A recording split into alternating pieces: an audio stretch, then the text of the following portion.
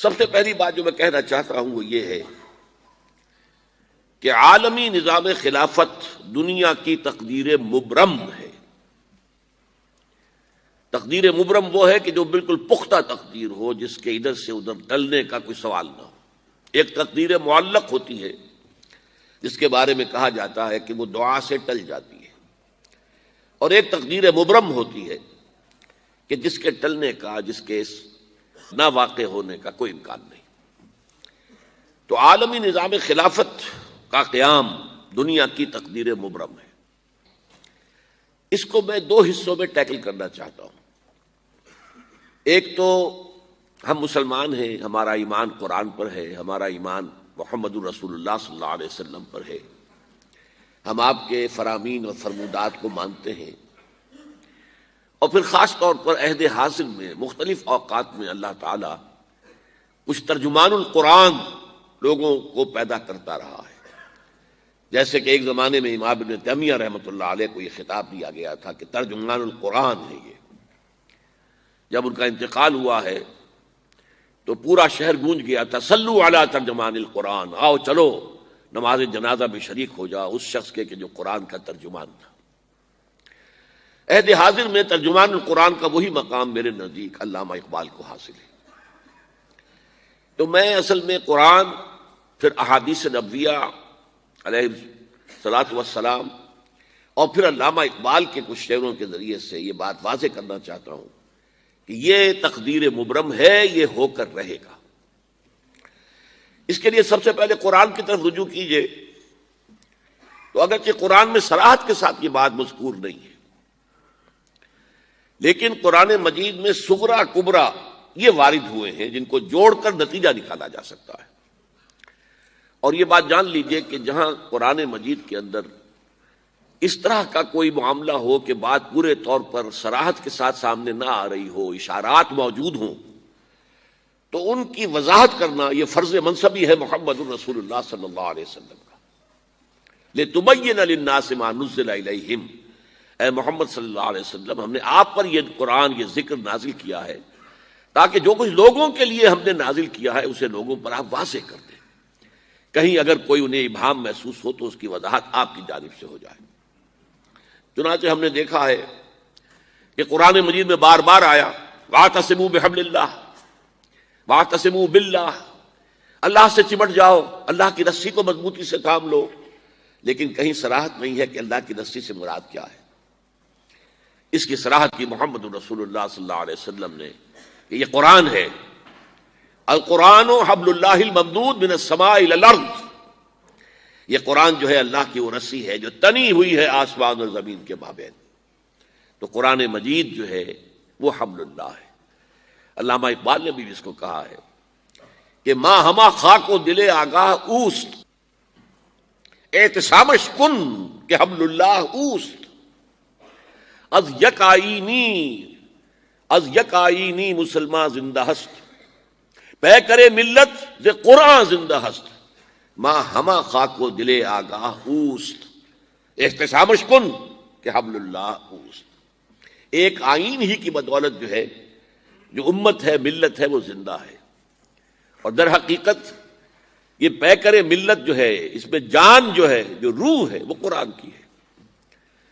اور یہ کہ ہم تو خاک کے مانند ہیں، ہمارا یہ بدن جیسے خاک کا ہے، لیکن اس کے اندر ایک دل آگاہ ہے جس میں روح ہے ہماری، تو روح قرآن ہے، پکڑو اسے مضبوطی کے ساتھ، استحامش کن کہ حبل اللہ اوست، کہ حبل اللہ یہ ہے۔ تو احادیث کے اندر قرآن کا حبل اللہ ہونا واضح کیا، اور ترجمان القرآن نے بھی اس کی خوبصورت ترجمانی کی ہے۔ اس اعتبار سے قرآن میں صغرا و کبرا ہے۔ صغرا میں اسے قرار دے رہا ہوں کہ 3 مقامات پر قرآن مجید میں یہ بات آئی، هو الذی ارسل رسولہ بالہدی ودین الحق لیظہرہ علی الدین کلہ۔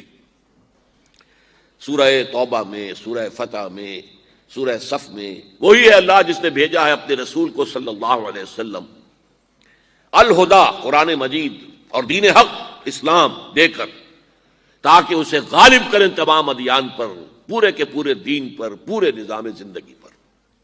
یہ 3 دفعہ ہے۔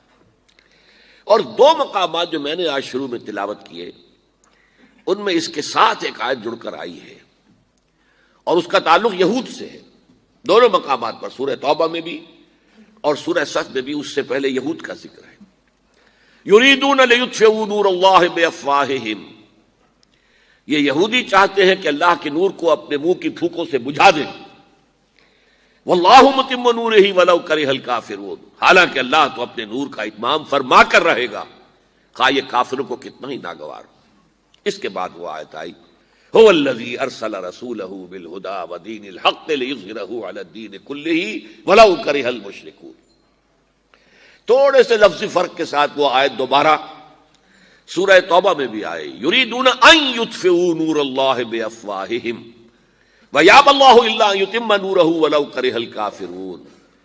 یہ چاہتے ہیں یہ یہودی کہ اللہ کے نور کو اپنے منہ کی پھونکوں سے بجھا دیں، اور اللہ کو ہرگز منظور نہیں ہے مگر یہ کہ وہ اپنے اس نور کی تکمیل فرمائے.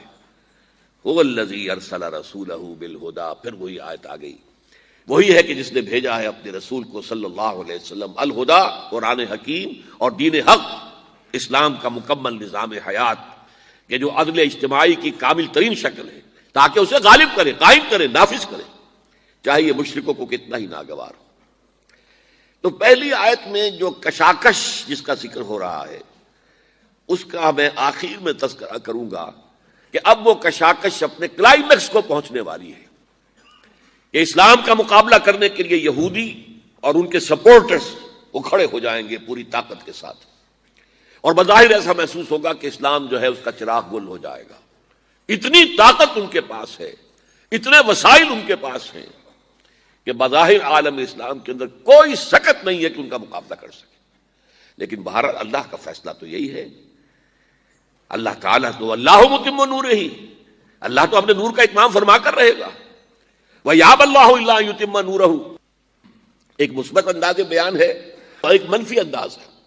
اللہ کو ہرگز منظور نہیں ہے مگر یہ کہ اپنے نور کا اتمام فرمائے. تو منفی اور مثبت دونوں اندازوں میں بات کی، اللہ کا فیصلہ ہے، یہ اٹل ہے. اسی لیے میں کہہ رہا ہوں یہ تقدیر مبرم ہے. اچھا یہ تو صغرا ہے، کبرا کیا ہے؟ کبرا یہ کہ حضور کو بھیجا ہے پوری نوع انسانی کے لیے.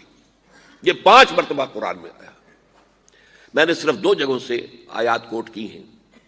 ایک تو سورہ اعراف میں فرمایا گیا، اے نبی کہہ دیجئے یا ایھا الناس انی رسول اللہ الیکم جمیعا، میں اللہ کا رسول ہوں تم سب کی طرف. میں عرب کی طرف نہیں آیا، میں صرف قریش کے لیے رسول نہیں ہوں، میں صرف بنی اسماعیل کے لیے رسول نہیں ہوں، میں صرف جزیرہ نما عرب کے رہنے والوں کے لیے رسول نہیں ہوں.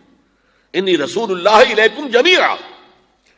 اور سورہ سبا کے اندر یہ میرے نزدیک اس موضوع پر قرآن مجید کا ضربہ سلام ہے، وما ارسلناک الا کافۃ للناس بشیرا ونذیرا.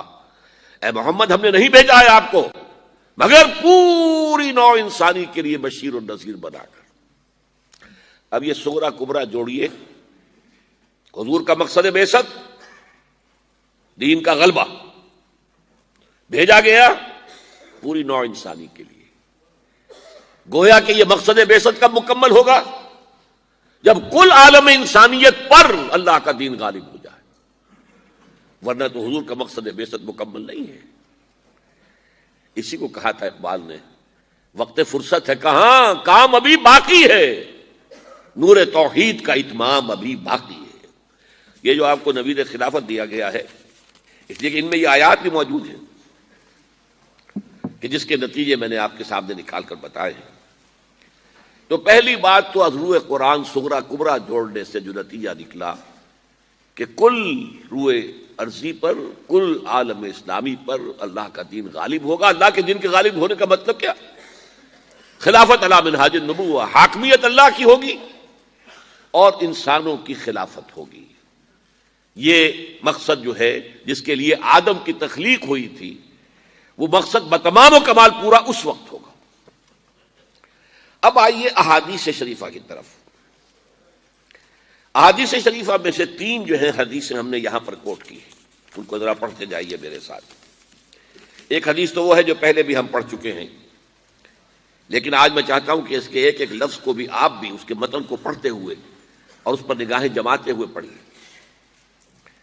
قال رسول اللہ صلی اللہ علیہ وسلم تکون النبوۃ فیکم ما شاء اللہ ان تکون، نبوت رہے گی تمہارے مابین مسلمانوں جب تک کہ اللہ چاہے گا کہ وہ رہے، یعنی میں رہوں گا۔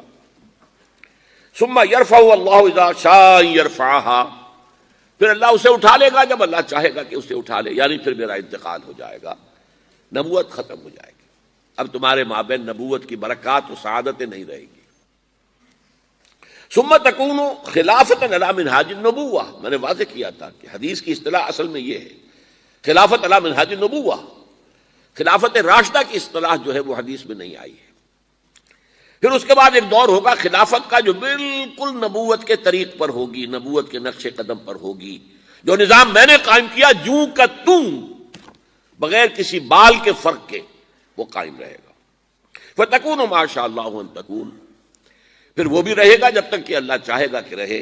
ثُمَّ يَرْفَعُ اللَّهُ إِذَا شَاءَ يَرْفَعُهَا، پھر اللہ اسے بھی اٹھا لے گا جب چاہے گا کہ اٹھا لے۔ ثُمَّ تَكُونُ مُلْكًا عَاضًا، عض یعض کہتے ہیں دانتوں سے کاٹنے کو، کاٹ کھانے والی شے، عاض۔ فرمایا پھر اس کے بعد ایک دور آئے گا کہ جو کاٹ کھانے والی ملوکیت کا دور ہوگا۔ یہ جیسا کہ میں عرض کر چکا ہوں، یہ ملوکیت جو مسلمانوں کی تھی اور ان میں جو جو مظالم ہوئے ہیں، اچھے لوگ بھی آئے ہیں، یقیناً آئے ہیں، آخر 12 خلفاء کی تعداد انہی میں سے پوری ہوتی ہے، لیکن بحثیت مجموعی جو کچھ ہوا ہے، میں نے چند اشارے کر دیے تھے کہ واقعہ کربلا اب جس کا تذکرہ ہمارے ہاں ہوگا بہت شدت کے ساتھ، محرم الحرام کا آغاز ہو چکا ہے۔ پھر یہ کہ واقعہ ہررا جو نہایت افسوسناک واقعہ ہماری تاریخ کا، جس کا کہ ذکر کرتے ہوئے بھی لرزہ طاری ہوتا ہے، مسلمانوں نے اور مدینۃ النبی کی حرمت کو ایسا بٹا لگایا کہ 3 دن تک کے لیے جائز ہے، حلال ہے، جو چاہو لوٹو اور جس کو چاہو ریپ کرو۔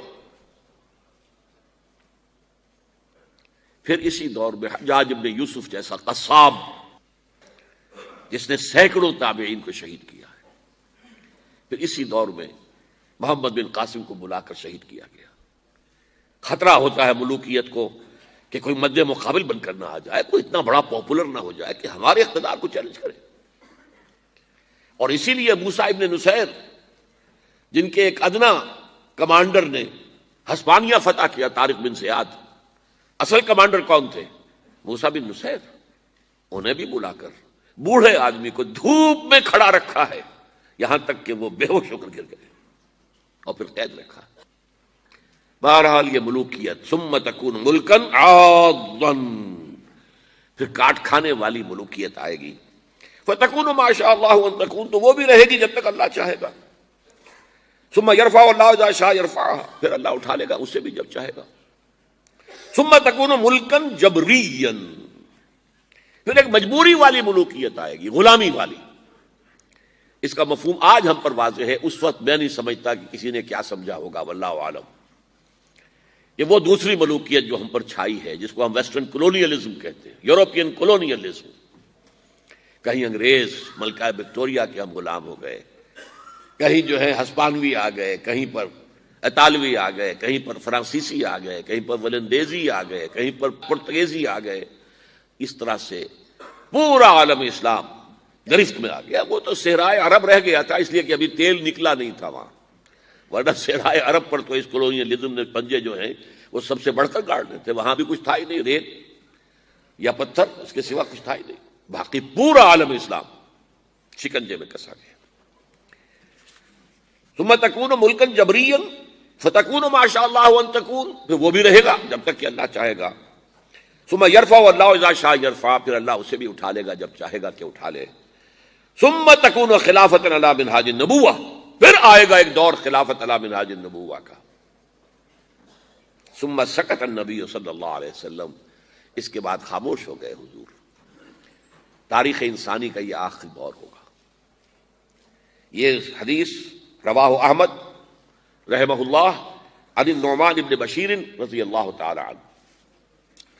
اب آپ دیکھیے 2 حدیثیں وہ میں آپ کو سنا رہا ہوں، اور یہ قیمتی خزانہ آپ کو ہم نے ہدیۃً پیش کیا ہے، اس سے بڑا قیمتی خزانہ کوئی نہیں۔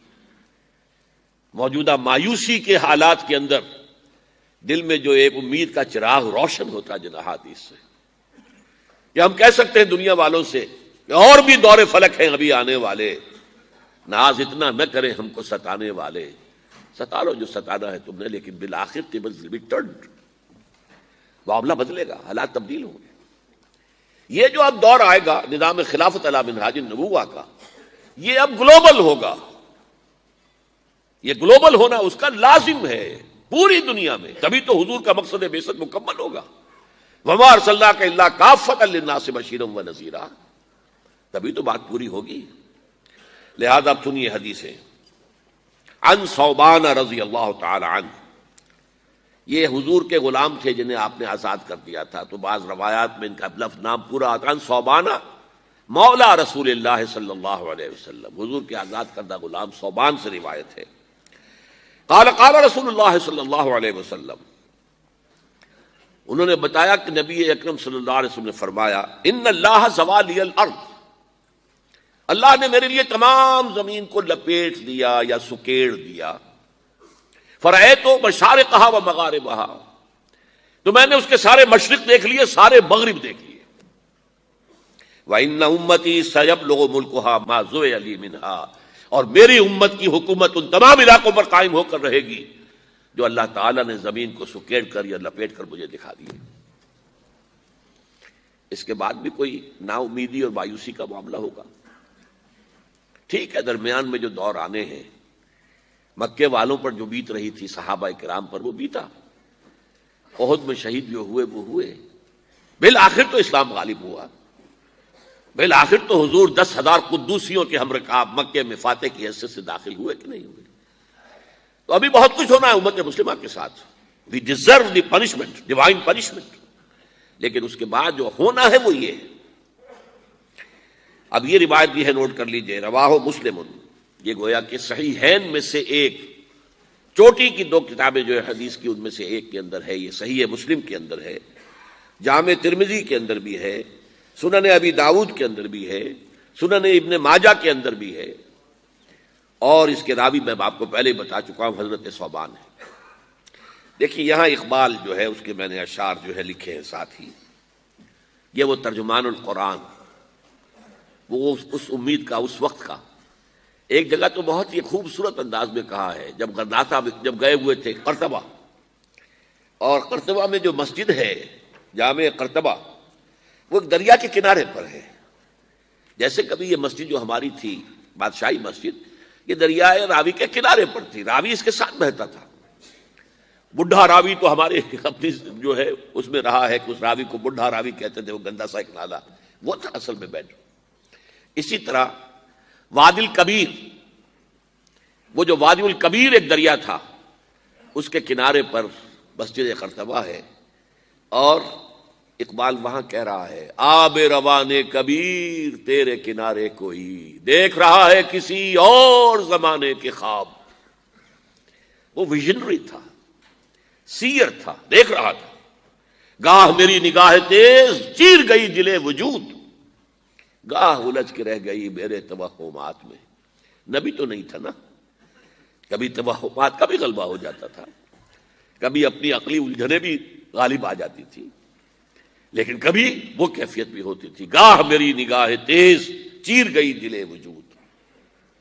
اب دیکھیے وہ کیا کہہ رہا ہے، آسماں ہوگا سحر کے نور سے آئینہ پوش، اور ظلمت رات کی سیما پا ہو جائے گی، پھر دلوں کو یاد آ جائے گا پیغام سجود، پھر جبیں خاک حرم سے آشنا ہو جائے گی۔ آج انسان اکڑا کھڑا ہے، اللہ کے سامنے سربسجود ہونے کو تیار نہیں ہے، لیکن ایک وقت آئے گا پھر دلوں کو یاد آ جائے گا پیغام سجود، اور پھر جبیں خاک حرم سے آشنا ہو جائے گی، حرم کی مٹی پر جا کر، حرم کے فرش پر جا کر یہ جو میری پیشانی ہے لگے گی۔ انسانوں کی آنکھ جو کچھ دیکھتی ہے، لیکن یہ کون سی آنکھ ہے؟ یہ اندر کی آنکھ ہے، جس کو وہ خواب کہہ رہا ہے کہ آب روان کبیر تیرے کنارے کوئی، دیکھ رہا ہے کسی اور زمانے کے خواب۔ آنکھ جو کچھ دیکھتی ہے لب پہ آ سکتا نہیں، محو حیرت ہوں کہ دنیا کیا سے کیا ہو جائے گی۔ پھر خلافت علی منہاج النبوت اور عالمی سطح پر آخری شعر پڑھیے، شب گریزاں ہوگی آخر جلوہ خورشید سے، جیسے رات دوڑ جاتی ہے جب سورج طلوع ہوتا ہے، شب گریزاں ہوگی آخر جلوہ خورشید سے، یہ چمن معمور ہوگا نغمہ توحید سے، اور یہ پورا عالم، چمن عالم جو ہے یہ نغمہ توحید سے معمور ہو جائے گا، بھر جائے گا۔ وہی جو آیت استخلاف ہم نے پڑھی اور اس کا پہلے ذکر بھی ہو چکا ہے، وعد اللہ الذین آمنوا منکم وعملوا الصالحات، اللہ نے وعدہ کیا ہے مسلمانوں تم میں سے جو لوگ واقعی صاحب ایمان ہوں گے اور نیک عمل کریں گے۔ یہ دونوں الفاظ یہاں نوٹ کر لیجئے، یہ میری گفتگو کے آخر میں پھر آنے والے ہیں۔ کیا وعدہ ہے ان سے؟ لَيَسْتَخْلِفَنَّهُمْ فِي الْأَرْضِ كَمَا اسْتَخْلَفَ الَّذِينَ مِن قَبْلِهِمْ، اس سے زیادہ تاکید عربی میں ممکن، لازماً ان کو خلافت عطا کرے گا دنیا کی، جیسا کہ ان سے پہلے لوگوں کو عطا کی۔ وَلَيُمَكِّنَنَّ لَهُمْ دِينَهُمُ الَّذِي ارْتَضَىٰ لَهُمْ، اور لازماً ان کے اس دین کو تمکن عطا فرمائے گا جو اس نے ان کے لیے پسند کر لیا ہے۔ اليوم اکملت لکم دینکم واتممت علیکم نعمتی ورضیت لکم الاسلام دینا ولیمکنن لہم دینہم الذی ارتضیٰ لہم ولیبدلنہم من بعد خوفہم امنا، اور اس کا نتیجہ کیا نکلے گا؟ پھر شرک کا شائبہ ختم ہو جائے گا۔ یعبدوننی لا یشرکون بی شیئا، اس لیے کہ جب تک وہ خلافت قائم نہیں ہوتی شرک ہی شرک ہے، انسانی حاکمیت سب سے بڑا شرک، تاریخ انسانی میں اس سے بڑا شرک کبھی نہیں ہوا۔ انسان حاکم، ان الحکم الا للہ۔ پہلے کوئی ایک فرد دعویٰ کرتا تھا کہ میں خدا ہوں، آج پوری نوع انسانی اس کی مدعی ہے کہ ہم خدا ہیں۔ پھر جب وہ خلافت قائم ہو جائے گی، یہ ہم پڑھ چکے ہیں خلافت کہتے کسے ہیں، اللہ کی حاکمیت اور بندوں کی خلافت، جب وہ ہوگا تو شرک کا قلقمہ ہو جائے گا، پھر ان کی بندگی خالص بندگی ہوگی، پھر وہ ہماری عبادت کریں گے تو وہ خالص ہوگی، ورنہ کیا ہے مسجد میں ہماری عبادت کریں گے، باہر جا کر کسی اور کا حکم جو ہے مانیں گے، کسی اور کا جھنڈا اٹھائیں گے، زندہ باد کا نعرہ لگائیں گے، کسی ایسی عدالت میں جائیں گے جہاں اللہ کے حکم سے فیصلے نہیں ہوتے، کسی ایسی پارلیمنٹ میں جا کر بیٹھیں گے ڈٹ کر اور ترا چڑھا کر جہاں اللہ کا حکم نہیں نافذ کیا جاتا۔ تو یہ تو ایک ملی جلی سی ایک عبادت ہے کہ مسجد میں بس نماز ہے، باقی تو بغاوت۔ لیکن پھر کیا ہوگا جب یہ خلافت قائم ہو جائے گی؟ تو یعبدوننی لا یشرکون بی شیئا ومن کفر بعد ذلک، جو اس کے بعد بھی کفر کرے فاولئک هم الفاسقون، یہ تو شیطنت ہے۔ اس لیے کہ ابلیس کے لیے یہ لفظ آیا ہے قرآن میں سورہ کہف میں، کان من الجن ففسق عن امر ربی، بغاوت۔ اس کے دو معنی ہیں، ایک تو یہ کہ جب یہ ہو جائے گا پھر بھی اگر کوئی کفر کرے گا تو اس کا مطلب یہ کہ وہ شیطان محض ہے، اس میں کوئی نیکی کا کوئی سوال ہے ہی نہیں۔ میرے نزدیک اس کا مطلب اور ہے، اتنا پختہ وعدہ ہم نے تم سے کیا ہے پھر بھی تم کمر نہیں کستے، نہیں کھڑے ہوتے اس کے لیے جد و جہد کرنے کے لیے، تو تم کفر کر رہے ہو۔ اتنا پختہ وعدہ، لَيَسْتَخْلِفَنَّهُمْ فِي الْأَرْضِ وَلَيُمَكِّنَنَّ لَهُمْ دِينَهُمْ وَلَيُبَدِّلَنَّهُمْ مِن بَعْدِ خَوْفِهِمْ أَمْنًا، اس کے بعد بھی اگر انسان کمر نہ کسے، محنت نہ کرے، جد و جہد نہ کرے، وَمَن كَفَرَ بَعْدَ ذَلِكَ فَأُولَئِكَ هُمُ الْفَاسِقُونَ، یہ ہے وہ نوید جو اقبال نے دی ہے، وہ جو توحید کی تکمیل ہوگی اس کائنات کے اندر کب ہوگی؟ شب گریزاں ہوگی آخر جلوہ خورشید سے، یہ چمن معمور ہوگا نغمہ توحید سے۔ اب اسی موضوع پر ایک اور حدیث سن لیجیے، یہ بھی رواہ احمد فی المسند بسند صحیح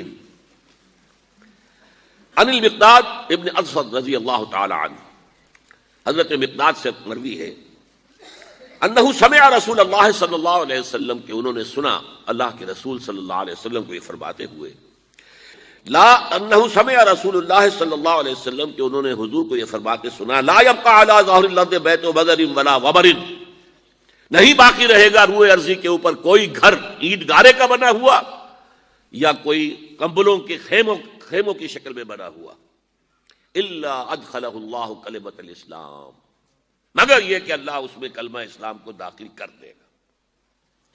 لیکن یہ گھر میں، یعنی اب یہاں پر نومیڈک ٹرائبس کا ذکر بھی ہو گیا جن کے کہ خیمے ہوتے ہیں، اور سیٹلڈ سویلائزیشن جو کہ گھر بنتے ہیں، ہمارے شہر آباد ہوتے ہیں، لیکن دو شکلوں میں سے ایک شکل ہوگی،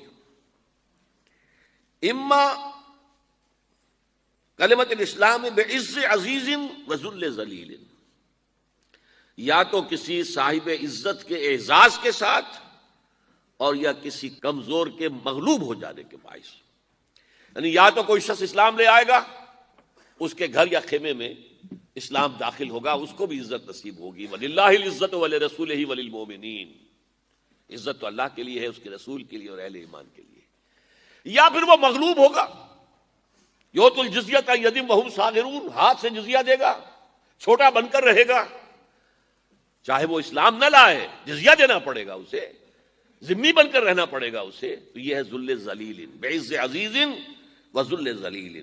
اما یعزهم اللہ فیجعلهم من اہلها، تو یا تو اللہ ان کا اعزاز فرمائے گا، انہیں کلمہ اسلام والے لوگوں میں سے بنا دے گا، او یذلهم فیدینون لها، اور یا پھر ان کو ذلیل کر دے گا، اسے انہیں اطاعت قبول کرنی پڑے گی اسلام کی. فقلت، اب اس پر جو حضرت مقداد کہتے ہیں، میں نے اپنے دل میں کہا، جو حضور کا جب یہ قول میں نے سنا، فَيَكُونَ الدِّينُ كُلُّهُ لِلَّهِ، یہ جو سورہ انفال میں الفاظ آئے ہیں، قَاتِلُوهُمْ حَتَّى لَا تَكُونَ فِتْنَةٌ وَيَكُونَ الدِّينُ كُلُّهُ لِلَّهِ، جب ایسا ہوگا تب وہ صورت ہو جائے گی جو سورہ انفال میں کہی گئی ہے، دین کل کا کل اللہ کے لیے ہو جائے گا، مطاع مطلق اللہ ہوگا، حاکم مطلق اللہ ہوگا، اور اسی کے قوانین، اسی کے فرامین کے تحت دنیا کا نظام چل رہا ہے. جیسے کہ عیسائیوں کی لارڈس پریئر کے اندر ہے، اور یہ ظاہر بات ہے کہ آخر حضرت مسیح بھی تو نبی تھے نا، تو نبوت کے، توحید کے وہ سارے آثار وہاں موجود ہیں، تحریفیں ہوئی ہیں، لیکن یہ مطلب تو نہیں کہ اس میں سے حق بالکل نکل گیا. ان کی لارڈس پریئر جو ہماری سورہ فاتحہ کی طرح ہے، Thy kingdom come, Thy will be done on earth as it is in heavens. اے رب تیری حکومت آئے اور تیری مرضی جیسے آسمانوں میں پوری ہو رہی ہے زمین پر بھی پوری ہو. پوری کائنات میں تیرا حکم چل رہا ہے، سورج تیرے حکم کے مطابق گردش میں ہے، چاند تیرے حکم کے مطابق گردش میں ہے، تمام آسمانوں میں تیرا حکم جاری و ساری ہے. یہ زمین میں بغاوت ہے. ظہر الفساد فی البر والبحر، زمین میں بر و بحر میں فساد ہے، بغاوت ہے، سرکشی ہے. اے رب تیری حکومت زمین پر بھی آ جائے. Thy kingdom come, Thy will be done on earth as it is in heavens. اس کا نتیجہ اب میں کیا نکال رہا ہوں؟ یہ ساری دینی بحث تھی. قیامت سے قبل اسلام کا عالمی غلبہ، دین حق کا عالمی غلبہ، یعنی عالمی سطح پر خلافت علی منہاج النبوت کا قیام، یہ گلوبل ہوگا، لازمی ہوگا، حقیقی ہوگا. اس میں اگر کسی کو شک ہے تو مجھے اس کے ایمان میں شک ہے. جب قرآن کا سغرا کبرا موجود، جب احادیث صحیحہ کی یہ بات موجود، پھر بھی کوئی شک؟ یہ یقینی ہے، تقدیر مبرم میں نے کہا ہے. اقبال نے یہ لفظ استعمال کیا تھا جب لیگ آف نیشنز جو ہے ڈگمگا رہی تھی، خاتمے کے قریب تھی، مرنے والی تھی. بیچاری کئی روز سے دم توڑ رہی ہے، ڈر ہے خبر بد نہ میرے منہ سے نکل جائے. تقدیر تو مبرم نظر آتی ہے ولیکن پیران کلیسا کی دعا ہے کہ یہ ٹل جائے. پیران کلیسا جو ہے ویسٹ کے لوگ، وہ چاہتے کسی طرح یہ قائم رہ جائے ادارہ، لیکن مجھے تو تقدیر مبرم نظر آ رہی ہے کہ یہ مرے گی، اور مر گئی. بیچاری کئی روز سے دم توڑ رہی ہے، ڈر ہے خبر بد نہ میرے منہ سے نکل جائے. تقدیر تو مبرم نظر آتی ہے ولیکن پیران کلیسا کی دعا ہے کہ یہ ٹل جائے. تو پہلی بات میری ختم ہوئی. عالمی نظام خلافت دنیا کی تقدیر مبرم ہے، ہو کر رہے گی، اس میں کسی صاحب ایمان کو کوئی شک، کوئی شبہ، کوئی ریب نہیں ہونا چاہیے. البتہ اس کا اب دوسرا پہلو کیا ہے، اس کا آغاز کہاں سے ہوگا؟ پہلی بات تو یہ، ہمارے بعض لوگوں کے ذہنوں میں، سادہ دل لوگ وہ سمجھتے ہیں کہ پوری دنیا میں ایک ہی دفعہ آ جانی چاہیے. یہ کوئی علاقائی خلافت تو نہیں ہو سکتی، خلافت تو عالمی ہوتی ہے. ان سے میں کہتا ہوں، عالمی خلافت کب تھی جناب؟ یہ تو نہ خلافت راشدہ میں عالمی تھی. کیا ہندوستان شامل تھا اس میں؟ کیا چین شامل تھا؟ کیا یورپ شامل تھا؟ اور پھر جو خلافت کے نام سے جو ملوکیت چلی ہے، وہ بھی صرف دور بنو امیہ میں کہہ سکتے ہیں کہ وہ پورا عالم اسلام کم سے کم اس کے تحت تھا. بعد میں خلافت عباس، بنو عباس میں اور فاطمیین کی خلافت میں اور آل عثمان جو ہیں آٹومان ٹرکس کی خلافت میں ٹکڑے تھے، اس سے بکھرے تھے، کوئی مانتا تھا کوئی نہیں مانتا تھا. اور سب سے بڑی بات یہ، اگر ایک دم پوری دنیا پر خلافت قائم ہو سکتی تو حضور کے دست مبارک سے ہوتی، لیکن نہیں ہوئی. نتیجہ کیا نکلا؟ ایک ملک میں حضور نے قائم کر دی، جزیرہ نما عرب، یہاں خلافت قائم ہو گئی، حضور خلیفہ ہے. اس کے بعد آپ کے خلفائے راشدین نے پھر اس کو وسعت دی، شرقن غربن شمالن. 3 کالمز نکلے ہیں فوجوں کے، صحابہ کرام کے 3 کالمز، ایک ایسٹ ورڈ، ایک ویسٹ ورڈ، ایک نارتھ ورڈ. ایک عراق کو فتح کرتے ہوئے ایران میں پہنچ گیا، خراسان تک چلا گیا. ایک شام کو فتح کرتے ہوئے اور پھر سینائی پیننسولا سے ہو کر افریقہ میں داخل ہوا اور اٹلانٹک تک پہنچ گیا. تیسرا سیدھا شمال میں گیا، لیکن یہ زیادہ دور نہیں جا سکتا تھا، کوکیشین ماؤنٹینز آ گئے، کوہ قاف. اس زمانے میں تو یہ یوں سمجھیے کہ امپیسیبل تھا نا، کوہ قاف، لہذا وہاں آ کر رک گیا بابو. اب بھی یہ ہوگا کسی ایک جگہ سے شروع ہوگا پھر پھیلے گا، اس کے سوا کوئی چارہ کار ہے ہی نہیں. اگر ہر جگہ پوری دنیا میں ایک ہی وقت میں ہو سکتا تو حضور کے دست مبارک سے ہوتا صلی اللہ علیہ وسلم. اب وہ نقطہ کون سا ہوگا، نقطہ آغاز کون سا ہوگا؟ اس میں پہلی بات تو میں نے کہا، جو شک کرے گا اس کا پھر ایمان مشکوک ہے. ہوگا، لازماً ہوگا، گلوبل ہوگا، پوری دنیا میں ہوگا. کہاں سے شروع ہوگا اس میں آپ اختلاف کر سکتے ہیں، لیکن مجھے تو 2 حدیثیں تو ملی ہیں جن سے یہ اندازہ ہوتا ہے کہ یہ اس مشرقی خطے سے ہوگا، عرب کے مشرق کی جانب کسی ملک سے ہوگا، کسی خطے سے ہوگا. وہ حدیثیں بھی اب آپ پڑھ لیجئے پہلے. پھر میں کہہ رہا ہوں یہ خزانہ ہے جو ہم نے آپ کی خدمت میں پیش کیا ہے، کاش کہ آپ اس کی قدر کر سکیں. یہ حدیثیں آپ کو ازبر ہو جائیں، یاد ہو جائیں، لوح قلب پر نقش ہو جائیں. ہندوستان اور خراسان یعنی موجودہ افغانستان کا ذکر. ابن ماجہ کی روایت ہے ان عبداللہ ابن الحارث رضی اللہ تعالی عنہ قال رسول اللہ صلی اللہ علیہ وسلم یخرج ناس من المشرق یؤتئون للمہدی یعنی سلطانہ، یعنی سلطانہ، دونوں طرح سے پڑھ سکتے ہیں. حضرت عبداللہ ابن حارث فرماتے ہیں رضی اللہ تعالی عنہ کہ حضور نے ارشاد فرمایا مشرق کی طرف سے وہ فوجیں نکلیں گی، لوگ آئیں گے جو عرب میں مہدی کی حکومت قائم کریں گے. یہ مہدی کون ہوں گے اس کا ذکر میں ذرا بعد میں کروں گا، لیکن نوٹ کر لیجئے کہ مہدی سے پہلے لازماً کسی مشرقی علاقے کے اندر وہ نظام قائم ہو چکے گا، تب وہاں سے فوجیں آئیں گی نا. یہ مشرق کون سا ہے؟ عرب کے مشرق میں آپ چلیے، ایران بھی آ جائے گا، افغانستان بھی ہے، پاکستان بھی ہے، اور اگر اسے اور توسیع دیں تو ہندوستان بھی ہے. یہ ہے عرب کا مشرق. اس سے فوجیں جائیں گی. اس کا کیا مطلب ہے کہ اس میں سے کسی جگہ پر نظام خلافت پہلے قائم ہو جائے گا تاکہ وہاں سے فوجیں جائیں گی جو جزیرہ نما عرب میں حضرت مہدی کی حکومت کو قائم کریں گی. آپ دوسری حدیث سنیے. یہ سنن ابن ماجہ کی حدیث تھی جو میں نے آپ کو سنائی، آپ نے پڑھی.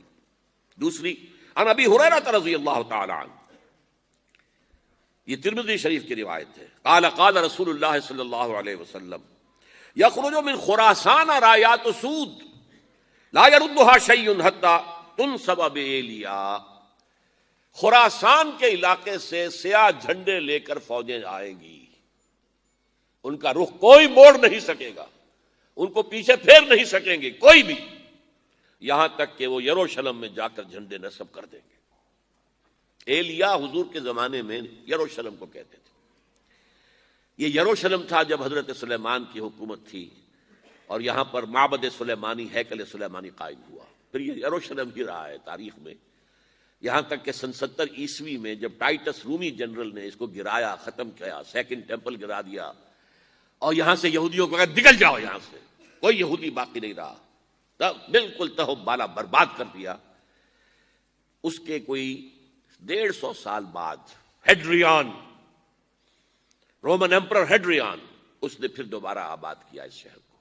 150 سال تک یہ بالکل بنجر اور بالکل غیر آباد پڑا تھا. اب ہیڈریان نے جب آباد کیا تو اس کا نام ایلیا رکھا، اب یروشلم نام نہیں تھا. تو حضور کے زمانے میں پھر اس کا نام ایلیا تھا. اور اب اس سے کیا معلوم ہو رہا ہے کہ یہ یروشلم مسلمانوں کے قبضے سے اس وقت نکلا ہوا ہوگا. ایک دفعہ پہلے نکلا تھا، سن 1099 عیسوی میں مسلمانوں کے ہاتھ سے نکلا. کروسیڈرز، عیسائیوں نے آ کر اس کو قبضے میں کیا، لاکھوں مسلمانوں کو مارا، قتل کیا. اس کو 1187 عیسوی میں واپس لیا ہے. کس نے لیا ہے؟ صلاح الدین ایوبی. کرد، عرب کھوکھلے ہو چکے تھے، عربوں نے کھویا، واپس نہیں لے سکے. بہت حکومت کر چکے تھے، 400-500 برس کی حکومت کر کے، اور ان کے عیش اور ان کے آرام، اب ان میں جان نہیں تھی کہ وہ واپس لے سکے. واپس لینے والا گرم کرد خون تھا، صلاح الدین ایوبی. تو گویا کہ اب آپ سمجھئے کہ 88 برس تک عیسائیوں کا قبضہ رہا یروشلم پر.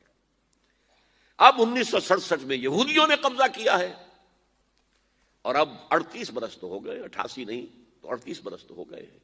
لیکن وہ دور آئے گا کہ اب پھر لیں گے. لینے والے عرب بھی نہیں ہوں گے، خراسان کے علاقے سے فوجیں آئیں گی. یہ خراسان کیا تھا؟ ایلیا تو میں نے آپ کو بتا دیا، یروشلم کا نام ہے. خراسان اس زمانے میں ایک بہت بڑے ملک کو کہتے تھے. کچھ حصہ پاکستان کا بھی اس میں شامل ہے، کچھ حصہ ایران کا بھی ہے. ایران کے اس حصے کو اب بھی خراسان کہتے ہیں، وہ ایک صوبہ ہے. خراسان ایک صوبہ ہے ایران کا، چھوٹا سا. پاکستان میں خاص طور پر یہ جو علاقہ مالاکنڈ ایجنسی کہلاتی ہے، اس سے اوپر جتنا علاقہ ہے، اور یہ جو واخان کی ایک پٹی آتی ہے اوپر، واخان افغانستان کی ایک پٹی سی دم سی چلی آتی ہے جو جا کر چائنا کی سرحد سے مل جاتی ہے. یہاں سے لے کے یہاں تک یہ جو مالاکنڈ کا وہ درہ ہے اور پہاڑ ہے، یہ بھی خراسان کا حصہ ہے. باقی تقریباً 2/3 آف افغانستان، ساؤدرن حصہ نہیں ہے خراسان کا حصہ، یہ سیستان کہلاتا تھا، یہ خراسان نہیں ہے. لیکن یہ کہ اوپر کا 2/3 آف افغانستان، اور اس کے ساتھ یہ جو عرب، جو اب یہ ترک ممالک آزاد ہوئے ہیں سوویت یونین کی ڈسولوشن کے ساتھ، یہ سارا علاقہ کہلاتا ہے خراسان بزرگ، دی گریٹ خراسان. ایک مرتبہ ایک یہاں کا جو کاؤنسلیٹ ایران کا، وہ آئے تھے میرے پاس، ان کے ایک اہم آدمی. ان سے میں نے پوچھا خراسان، تو پہلے تو ان کا خراسان ہمارا ایک صوبہ ہے. میں نے کہا نہیں مجھے خراسان، او خراسان بزرگ، وہ جو آپ دی گریٹر خراسان کی بات کر رہے ہیں، وہ یہ تھا. پھر میں نے اور ذریعوں سے بھی تحقیق کی. پہلے خیال تھا کہ پورا افغانستان اس میں شامل ہے، لیکن اب معلوم ہوا کہ نہیں، یہ جو جنوبی حصہ ہے یہ سیستان کہلاتا تھا. کچھ بلوچستان کا حصہ اس میں شامل تھا، اور کچھ یہ جنوبی حصہ افغانستان کا. یہاں سے فوجیں جائیں گی، اور یہ فوجیں جا کر خراسان سے چل کر ایلیا پہنچیں گی، یروشلم پہنچیں گی، اور اپنے جھنڈے گاڑ دیں. اس کا جو نتیجہ نکلتا ہے وہ آپ سمجھ لیجئے. اس میں بھی اب میں اس سیر ترجمان القرآن اقبال کا ایک شعر آپ کو سنا رہا ہوں. ایک تو انہوں نے جو اردو میں کہا تھا، میرے عرب کو آئی ٹھنڈی ہوا جہاں سے، میرا وطن وہی ہے، میرا وطن وہی ہے. ٹھنڈی ہوا حضور کو آئی، مجھے ہندوستان کی طرف سے ٹھنڈی ہوا آ رہی ہے صلی اللہ علیہ وسلم. اس کا جو ہے حوالہ مجھے نہیں مل سکا ہے اب تک، لیکن لوگ مانتے ہیں کہ ہاں ہے، حدیث ہے، پڑھی ہے ہم نے، لیکن بتا نہیں پا رہے کوئی. اور ظاہر بات ہے کہ حدیث کا ذخیرہ اتنا وسیع ہے کہ اس میں سے تلاش کرنا آسان کام نہیں ہے. اور اقبال کو کافی علم تھا ان چیزوں کا، تو اس کو بغیر کسی بنیاد کے نہیں کہہ سکتا میرے عرب کو آئی ٹھنڈی ہوا جہاں سے، میرا وطن وہی ہے، میرا وطن وہی ہے. لیکن اس سے بھی زیادہ جو بات ہے وہ علامہ اقبال کا ایک شعر ہے جس کے پہلے مصرے میں تو حضرت مہدی کا ذکر ہے، وہ میں بعد میں اس کا ذکر کروں گا جب ان کا وقت آئے گا. خضر وقت از خلوت دشت حجاز آید برون. خضر وقت، وقت کا خضر، میرے نزدیک وقت کا